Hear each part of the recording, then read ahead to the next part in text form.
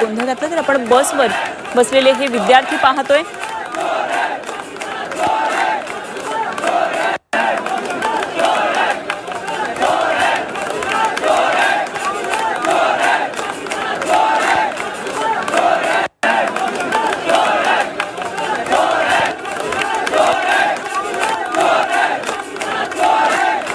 विद्यार्थ्यांची घोषणाबाजी चालू आहे। धर्मेंद्र प्रधान यांच्या राजीनाम्याची मागणी करणारी पोस्टर्स त्यांच्या हातात आहेत आणि देशाचा झेंडा मोठ्या प्रमाणात घोषणाबाजी केली जाते। बसवर चढलेले विद्यार्थी आंदोलन करतात आणि त्याचबरोबर खालून त्यांना मोठ्या प्रमाणात प्रतिसाद मिळताना आपल्याला पाहायला मिळतोय।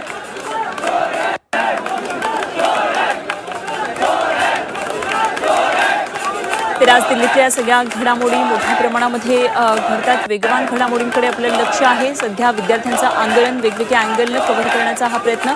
आंदोलकांवर अश्रुधुराच्या नळकांड्या एका बाजूला फोडलेल्या, तर आता बसवर बसून विद्यार्थ्यांचं हे आंदोलन आपण पाहतोय। जोरदार घोषणाबाजी सुरू आहे आणि यामध्ये शिक्षण मंत्री धर्मेंद्र प्रधान यांच्या राजीनाम्याची मागणी करताना हे विद्यार्थी आपल्याला पाहायला मिळतात।